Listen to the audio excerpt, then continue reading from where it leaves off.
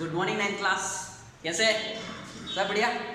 देखो, सरकार की गाइडलाइंस के अनुसार कोरोना जो महामारी है उसकी जो सरकार ने गाइडलाइन जारी की है उसका पालन करते हुए अपने को ऑनलाइन क्लास के माध्यम से आप लोगों की क्लास ली जा रही है। तो उसके तहत क्या होगा कि जब तक सरकार की न्यू गाइडलाइंस नहीं आती है या फिर 30 तारीख तक आप लोगों के ऑनलाइन क्लास का जो प्रोसेस है वो चलता रहेगा।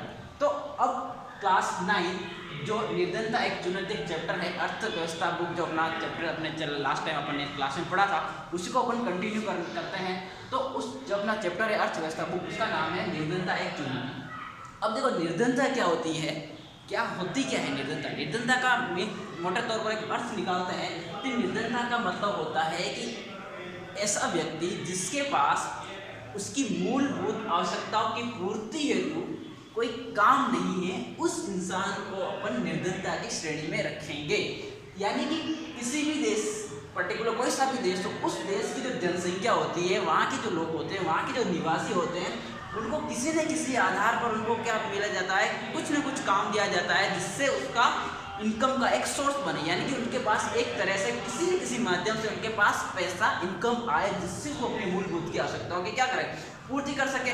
इसी के द्वारा जब कोई व्यक्ति किसी अपने परिवार समाज में रहता है तो उस परिवार को चलाने के लिए कोई ना कोई प्राइवेट गवर्नमेंट वगैरह कहीं ना कहीं एक छोटी मोटी जॉब करता है। उसके तहत उसको जो पैसा मिलता है उसके जो माध्यम से जो उसकी आवश्यकताओं की पूर्ति होती है वो होता है कि रोजगार। जब उसको एक रोजगार मिल जाता है तो वो इंसान वो निर्धनता की श्रेणी में नहीं आता। यानी कि एक निर्धनता का एक रेखा होती है। जैसे आप अमेरिका एक देश देखिए, अमेरिका एक ऐसा देश है जहाँ पे निर्धन व्यक्ति उसको कहेंगे जिसके पास एक कार नहीं है, उस फैमिली को अपन क्या माना जाता है, वहाँ पे एक निर्धन माना जाता है। लेकिन भारतीय जो लोग हैं उनका जो एक पर्टिकुलर जो एरिया है, यानी कि निर्धनता जो रेखा है वो थोड़ा एक अलग मैटर रखता है। यानी कि जब अमेरिका की बात करें तो एक इंसान जिसके पास कार नहीं है वो क्या है, निर्धन रेखा के अंतर्गत आता है। लेकिन भारत की जो लोग हैं उनके पास क्या है, क्योंकि उनके पास अगर कोई मूलभूत आवश्यकताओं की पूर्ति नहीं है, रोटी कपड़ा मकान वो टाइम टू टाइम अवेलेबल अगर नहीं कर पाता है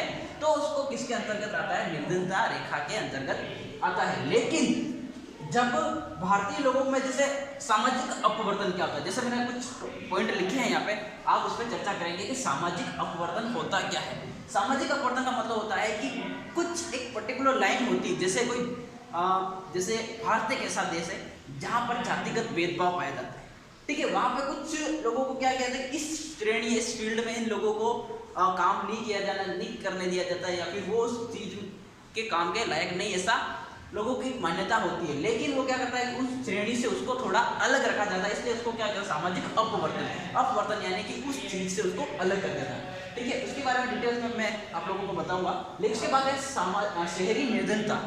अब शहरी निर्धनता और ग्रामीण निर्धनता में डिफरेंस क्या है, ठीक है। शहरी निर्धनता और ग्रामीण निर्धनता के अंतर्गत कोई ज़्यादा फर्क नहीं है। यानी कि शहरी जो ग्रामीण इलाके में जो रहता है, जो कोई कृषि कर रहा है, कोई छोटा मोटा कोई कुटीर उद्योग में काम कर रहा है, कोई मछली पालन कर रहा है, या फिर कोई टोकरियाँ वगैरह बना रहा था, ये सारी चीज़ें किसमें आती है, ग्रामीण निर्धनता। यानी कि ग्रामीण में क्या है, कृषि में लगे रहते लोग। कृषि में अब देखो निर्धनता क्या होती है, छिपी हुई बेरोजगारी उत्पन्न होती कैसे है, ठीक है। जैसे कोई ग्रामीण परिवार में कोई 10 लोग हैं, 10 लोग रहते हैं, तो वो क्या करते हैं, पर्टिकुलर एक ही उनका जो खेत होता है वो उस खेत में क्या करते हैं, 10 के 10 लोग क्या करते हैं, इसमें लगे रहते हैं। जबकि जरूरत कितने लोगों की है, सिर्फ अगर 5 लोग मिलकर भी ये काम पूरा उस खेत का जो काम है वो कर सकते हैं। लेकिन बाकी जो 5 है उनके पास क्या है, कोई काम नहीं है, तो वो भी क्या कर रहे हैं, इस खेत में लगे हुए हैं। तो 5 लोगों की एक्स्ट्रा जरूरत नहीं है, फिर भी उसमें लगे रहते थे। इस तरह की बेरोजगारी को अपन कौन सी बेरोजगारी कहेंगे, या तो उसको प्रच्छन्न बेरोजगारी कहा जाएगा या इसको एक छिपी हुई बेरोजगारी कहा जाता है, ठीक है। तो आज के लिए हमने निर्धनता एक चुनौती के बारे में थोड़ा इंट्रोड्यूस किया है, उसको अपन नेक्स्ट टाइम या फिर मेरे नेक्स्ट वीडियो में आप उसको कंटिन्यू देखोगे। जय हिंद, धन्यवाद।